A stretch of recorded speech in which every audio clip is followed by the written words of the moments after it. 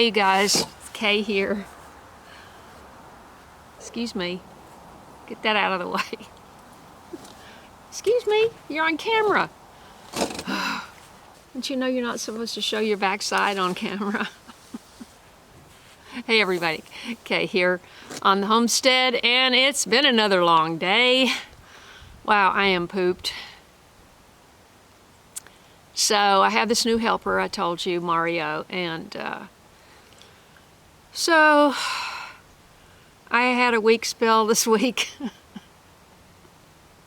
I mean, I had to do it. It's not like I had a weak spell and I did something irrational. It wasn't irrational.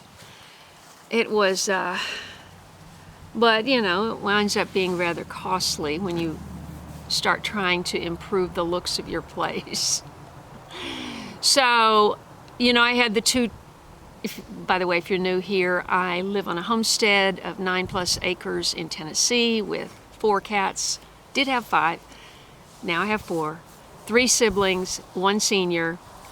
3 siblings that are 2 years old and 1 senior. And no, they're going on 3 years old.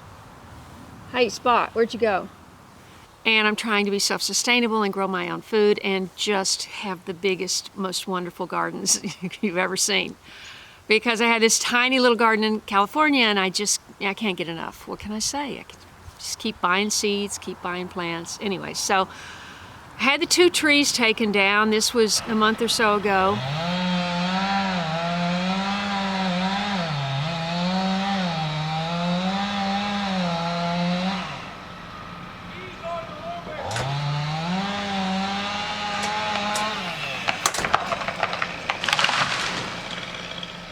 So anyway, took the 2 huge pine trees down that were dead, and that left a huge gap on the front there. So the only time I had ever called for a Leland cypress was an expensive nursery in Nashville, and they wanted $225. So I said no thanks, and I found a nursery in Cookeville. And they were $69, I think, for the same size. They're airy-fairy. They're not as, you know, meaty and bushy and everything as the ones I have that are now 3, 4, 5 years old. So they'll fill out, I'm sure. But they were, I think, about 6 feet tall. So anyway, got 2. Had those sitting here, and I decided I had another little one by the driveway that was deader than a doornail from this Arctic blast that we had winter before this one, and so that had to come out, but I didn't want to take it out until I had something to put back there. And I was debating on whether I wanted to, you know, carry the Leland cypress down that far, you know, around the corner.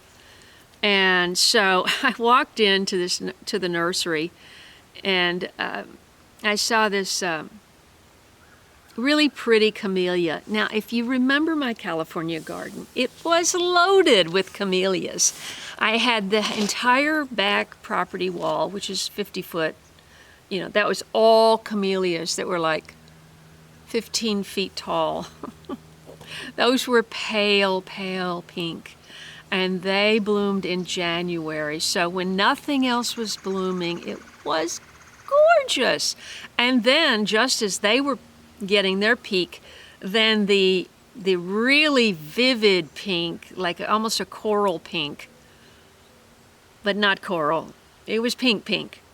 Though I had 2 big bushes out front, and they were like 7 feet tall, and it was just combined, and they all went together. It was so gorgeous, and I love camellias. I saw this young camellia, just a couple of branches and 1 big flower, and I just went, I want a camellia there. And if one works, and by works means the deer don't eat it tonight, I want to put 3 or 4 there, because it would be so pretty to pull in the driveway and see something pretty.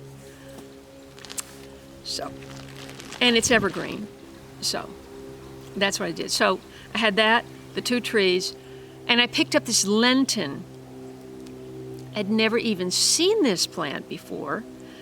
And they had it in 3 colors, and it's the thing that's blooming when it's cold, and as soon as it warms up, it's done.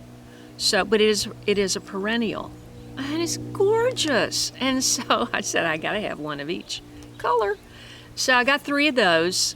And now the problem on this property, people go, oh, you gotta have a greenhouse, put it on the south facing wall. No, I got these 4 massive maple trees, which are all budded out, and the roots are running right up to the house. And I mean, the days are numbered. The days are numbered that I can keep these beautiful, magnificent maple trees because of my foundation, which is more important than the maple tree, you know? Anyway, so the maple tree roots are right at the surface, and there's a million of them. It's just like a mat.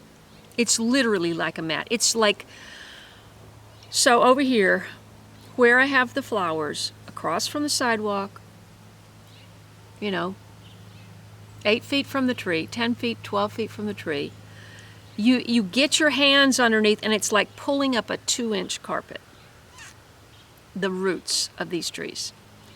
So trying to plant something in that and get it to live and get it watered. See, if you water more for the plant to live, the maple trees are going to increase their roots.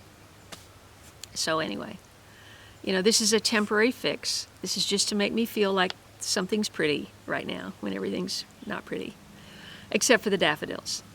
And so I bought pansies, of course. We redid the flower boxes, and because they're full of weeds, many of them medicinal weeds, but still, at some point you just got to start with, dump your potting soil of your little planter out and start fresh with no weeds in it. So that's what I did. That's what we did. So it was a lot of work cleaning up, and we were on our hands and knees pulling out those maple roots, and got the 2 azaleas. I didn't mention those. See, I have azaleas all around the front, and I cannot find the same azalea that I have that was planted here by someone else, previously. I had one little thing of tulips that was starting to come up in the house, planted that out, replanted, moved some tulip bulbs, planted the 3 Lenten, the 2 azaleas, the 2 Leyland cypress, and the camellia. And all that got done, and all that got cleaned up. And we organized all that wood that was just laying all over because the guy never came back to finish the raised bed. No, I talked to him, I communicated with him this week. He says, you better get somebody else to do that. I got a full-time job. There was only one left to do. And he did it a certain way, which is going to be hard to replicate. And I wasn't watching because I just assumed that he would finish the job.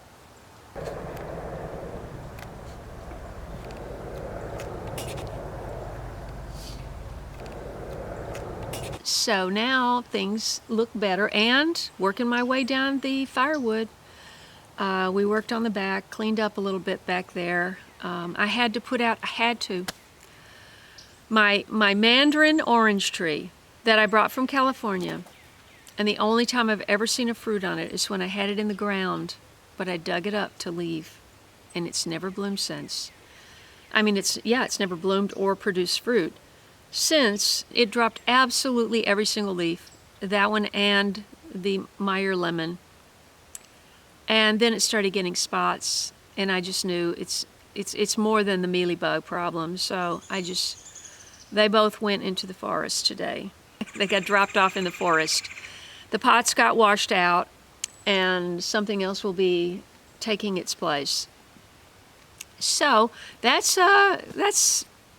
I think that's about all that got done.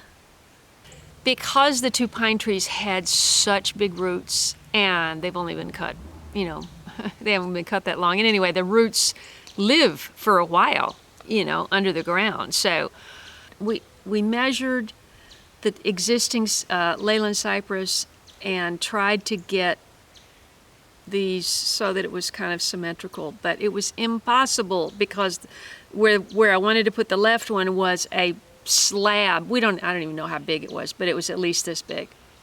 of rock that was literally 4 to 5 inches under the surface. So that was out. Had to get past that.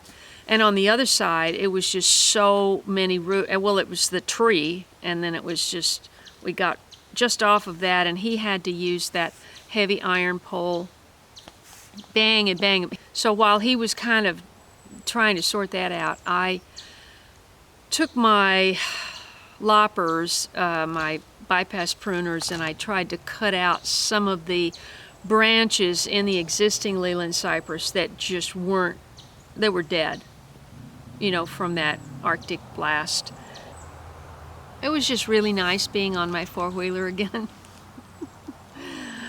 I missed it. Re-upped my firewood in the house in case it gets chilly the next few days. And so just wanted to check in with you because I haven't done a video since last Wednesday. It hasn't been that long, has it? Wow, okay. Hey, share my channel. I need more views. I think I have great content on my channel. I try to be really positive, even though it's very hard, you know, gardening and growing your own food and trying to do something on a big scale when you're older and you're alone. So I am doing the best that I can, and I'm trying to bring everybody along on that journey with me. Sometimes we're in my dungeon, aka my kitchen. And I'm sharing my mother's recipes or easy one-pot meals. Anyway, if that interests you, I hope you'll subscribe, click the bell for notifications, scroll down and click all so you won't miss anything right here on the homestead. And I have to go down and put water on the camellia, which I forgot to do. And what I really should do is spray it with some really stinky stuff just tonight, just so the deer just kind of, you know, because I didn't get any fences around the Leland cypress either. So I'm going to go in there and find some stinky spray and try to let them get through at least one night. And hopefully the deer will just say, ooh, no, it kind of stinks. Let's don't go that way. Anyway, thanks a lot for listening. Thanks for joining me, and I hope you have a great day. God bless. BJ, what do you see?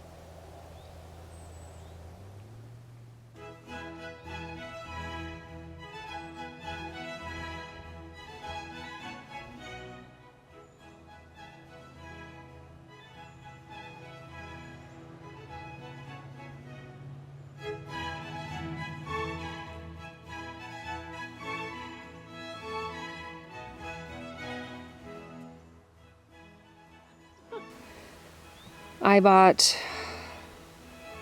some cauliflower and cabbage, and that's going to go over there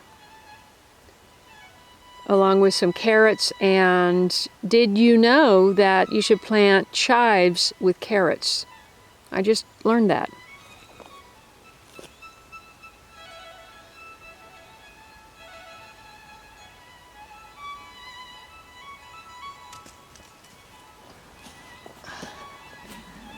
This sort of dusty rose is just stunning, and it's called Lenten Rose, Frost Kiss Pippa's Purple. Tulips got planted there. This is Anna's Hyssop, which is a volunteer. Lovely. This is the other one. This is Frost Kiss Molly's White. Daffodils, pansies, azalea, and this is the other one, which is like in between the white and the dusty rose, and this one's called Cheryl's Shine. So pretty.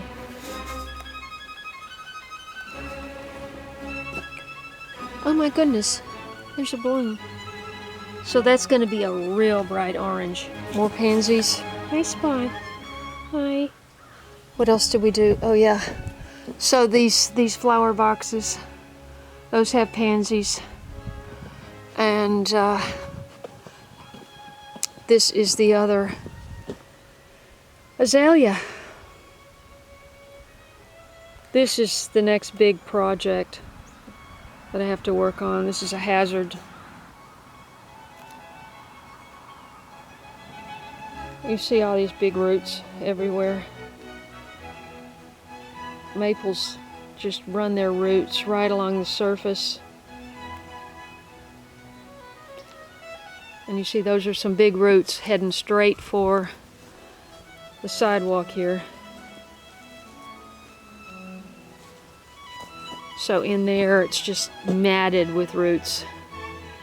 Although we pulled out a ton.